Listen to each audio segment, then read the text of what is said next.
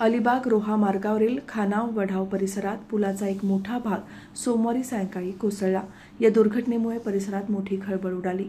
या मार्गावरील वाहतूक पूर्णपणे ठप्प झाली। सुदैवाने या अपघातात कोणतीही जीवितहानी झाली नसल्याचे समजते। पुलावरून काही वाहने जात असताना अचानक काँक्रीटचा भाग खचला आणि पुलाचा मधला भाग कोसळला। यावेळी एक दुचाकी पुलावरून जात होती। दुचाकीवरील एक प्रवासी किरकोळ जखमी झाला। अपघात घडताच नागरिकांनी तात्काळ घटनास्थळी धाव घेत वाहतुकीसाठी दोन्ही बाजू बंद केल्या।